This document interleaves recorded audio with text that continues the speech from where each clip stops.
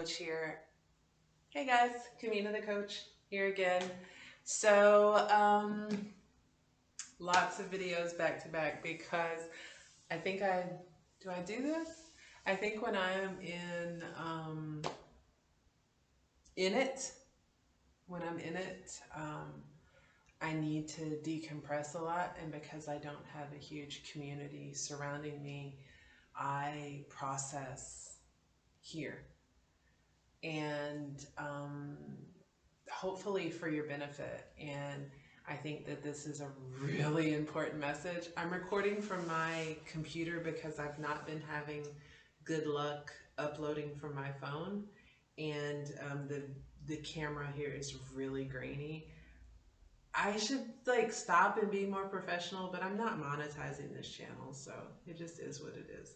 Anyways, I'm Kamina the coach. If you haven't been following me, I've been living abroad for over a decade.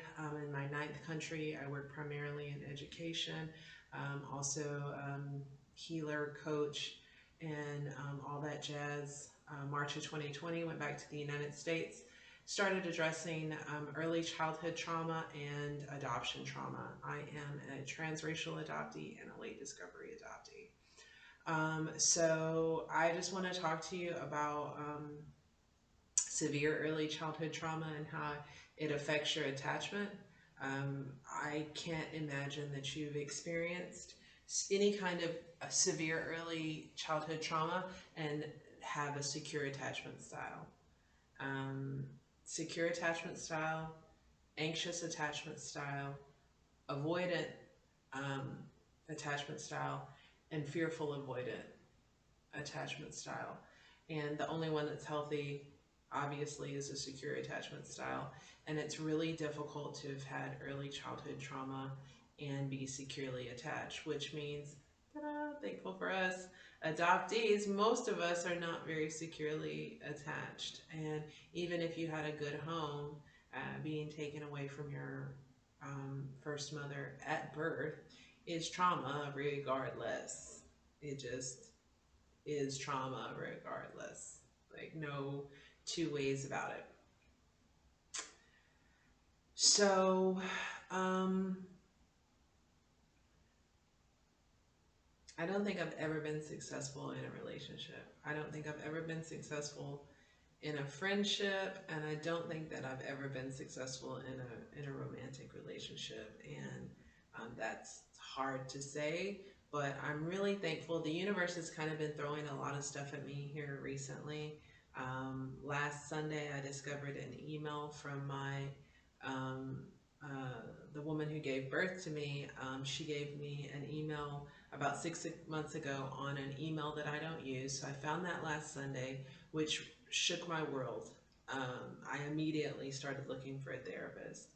Shook my world.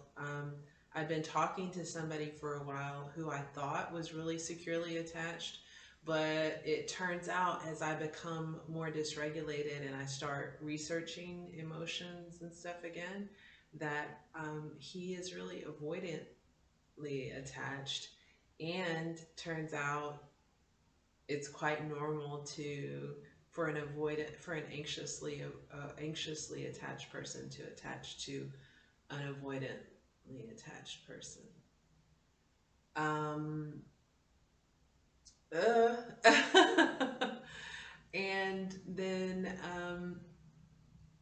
and what else? And then last week on, I don't know, Monday or Tuesday, the woman who gave birth to me commented on one of my videos, which kind of, I mean, because I had intended on addressing her, but the universe kind of reeled that back in, and I think said no, and because I didn't have time in the video, so I'm just kind of glad that that didn't happen because I really hadn't prepared what I had to say. So a lot of stuff going on, and I'm thankful for the universe for stirring stuff up because I spent all day yesterday researching attachment style, and I'm not sure why I haven't. I guess because relationships weren't my primary concern when I started coming out of the fog. My primary concern was how I was feeling, and I didn't relate how I was feeling to how I involve myself or don't involve myself with other people. And it's big because I don't have a vast amount of community because of my attachment style. So I've always kind of thought that I was just defaulted to avoidant attachment style, but it turns out I might be fearfully attached, and which makes me really uncomfortable, which means I don't trust myself and I don't trust other people. However, I have done a lot of work. I have done probably the first layer of work, which is forgiving myself and loving myself and working on giving my inner child the love and attention that she deserves. And so I do feel that, but I also do. So I'd like to just acknowledge that in life, when I've been in a relationship, they've always been tumultuous, all of them, even the ones that didn't seem that way, because I was with avoidant attached people. So if they were avoidantly attached, then they were very even keel. So that made the relationship seem like it wasn't tumultuous, but always for me inside, there was always a war raging. And the very interesting thing about fearfully attached people is when things start to calm down and get good, they will freak out because um, being loved is not good and being apart is not good. So I do remember a time where somebody that I was with for, I don't know, forever, um, when I thought that we would actually be together. And I remember this feeling of like, ugh, what are we going to do now? Because we had been fighting for so long, the idea of us being together and it being peaceful kind of freaked me out. And I don't think I've ever admitted that to anyone. And watching this woman's channel, and she's not even a therapist. I relate to her a lot because I think she's just a layman like me who is just curious about herself and the world around her, and she is able to lay it out there. And she did a really amazing series on attachment and attachment styles, and I learned a lot this weekend. And so we've been talking to somebody for 3 months now, and we were supposed to meet in like 2 weeks. And we had a mishap, a miscommunication about speaking time, and this person wasn't able to show up and hadn't rescheduled the time. And I showed my abandonment wound, and that freaked them out because emotion, especially any kind of intimate emotion, freaks out an avoidant person. It's like poison for them. So it freaked him out to see my abandonment wound, even though I told him many times that I have, even though I may be largely healed, my abandonment wound will likely always be there. Um, One of my favorite therapists, Dr. Gabor Mate, talks about his wife not being able to pick him up at the airport and how he was snippy with her for 2 days, and they've been married for over 40 years. And it's hard for people to understand how we carry abandonment. It's encoded in my brain and in my body. And it's especially hard for an avoidant type who takes responsibility for all of their emotions themselves. They also expect other people to take complete responsibility for their own emotion. And they are not, unless they are studying and working to come out of this, they are not consciously aware of this. I'm not mad at him, and I'm not mad at myself. This is not either one of our fault.